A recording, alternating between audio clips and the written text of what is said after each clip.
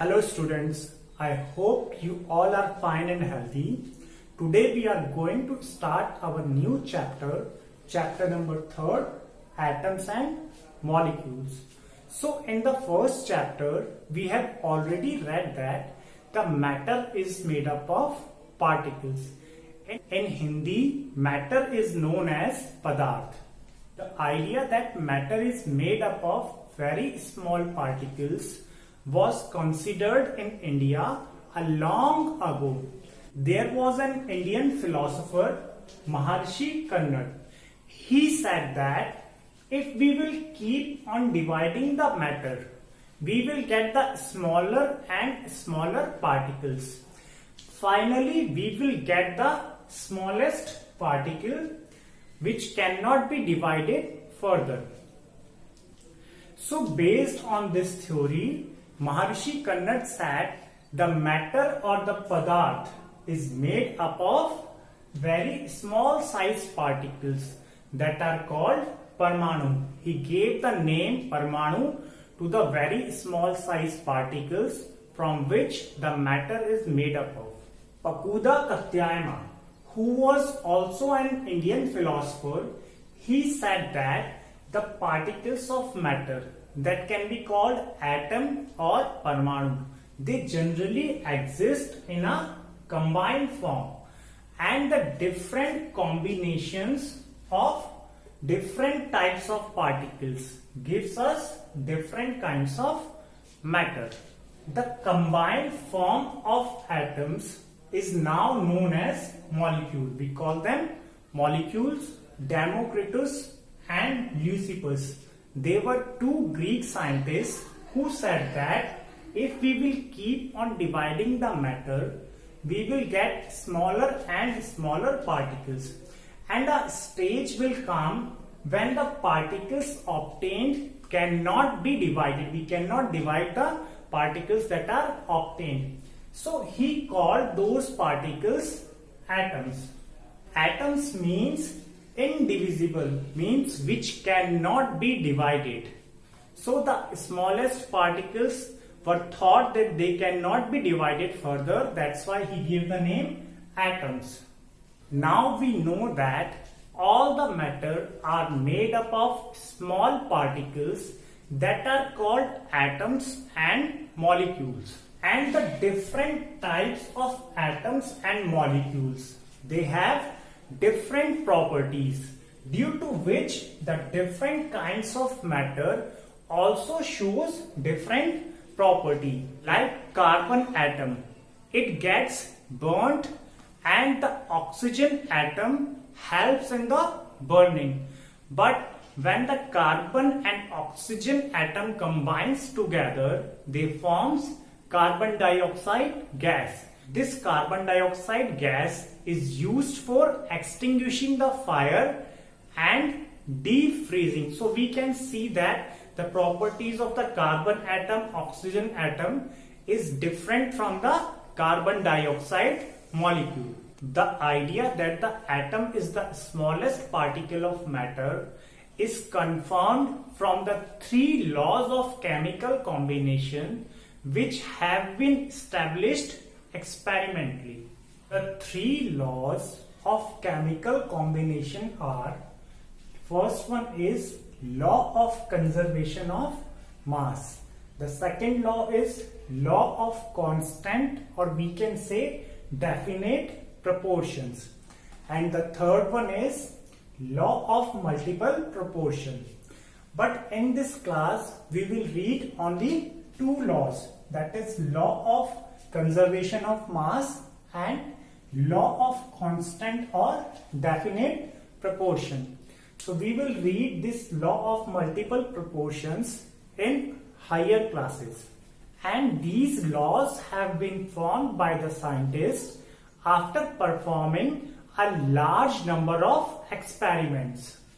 So first we will learn about the law of conservation of mass. When the scientists carried out chemical reaction in a closed container, so they noticed that there is no change in the mass, and this led to the formation of the law of conservation of mass.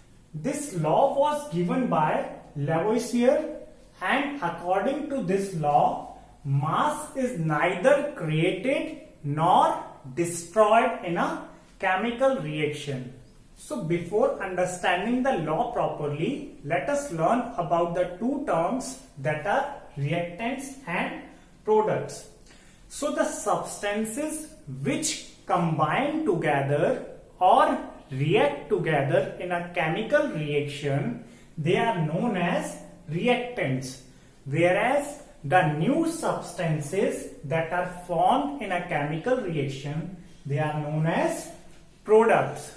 So the law of conservation of mass means in a chemical reaction, the total mass of products is equal to the total mass of reactants, and there is no change in mass in a chemical reaction. For example, if we will heat 100 grams of calcium carbonate, then it will decompose or break to form 56 grams of calcium oxide and 44 grams of carbon dioxide. So this calcium carbonate is the reactant and calcium oxide and carbon dioxide, they both are the products. So if we will add 56 plus 44, we will get 100 grams. So we can see that the total mass of products, that is 100 grams, is equal to the total mass of reactants, which is also 100 grams.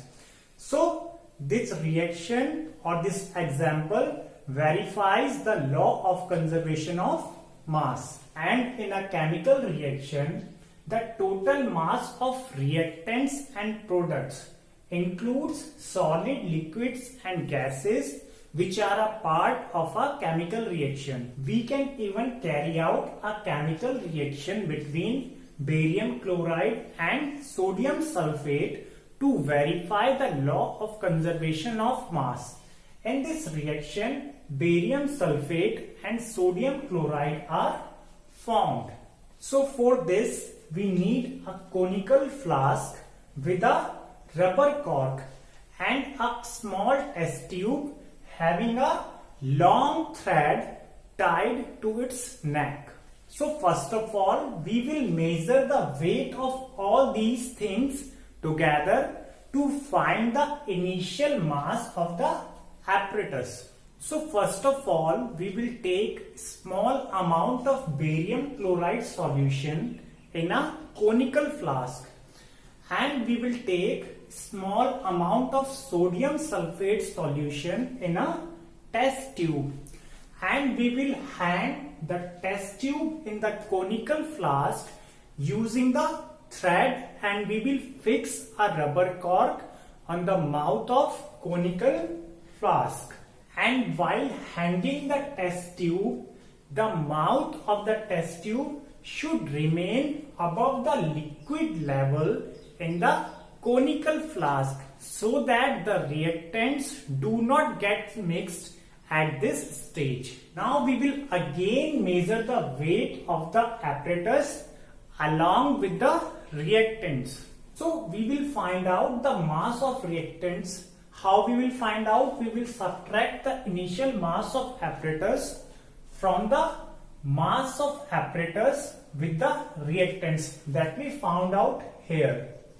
So let the mass of the reactants be X. Now we will remove the cork for a second so that the thread gets loose and the sodium sulfate solution that was kept in the test tube gets mixed with the barium chloride solution that was kept in the conical flask. Now the barium chloride solution will react with the sodium sulfate solution to form a white precipitate of barium sulfate and sodium chloride solution. So two things will be formed. First is white precipitate of barium sulfate, and sodium chloride solution is formed. Now we will again measure the mass of apparatus along with the products.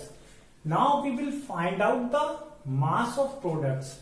For that, we will subtract the initial mass of apparatus from the mass of apparatus with the products. So let the mass of products be Y, and if the mass of products, that is Y, is equal to the mass of reactants, that is X, then this experiment verifies the law of conservation of mass. The chemical reaction that takes place in this experiment can be written as barium chloride solution plus sodium sulfate solution gives barium sulfate plus sodium chloride.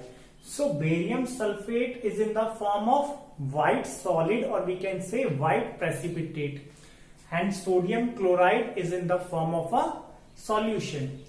In place of barium chloride and sodium sulfate, we can also take other chemicals for verifying the law of conservation of mass, like we can take copper sulfate and sodium carbonate, or we can also take lead nitrate and sodium chloride. So students, now our topic is over. So we will stop here and we will continue our chapter in the next video. So thanks for watching. Bye bye. Take care.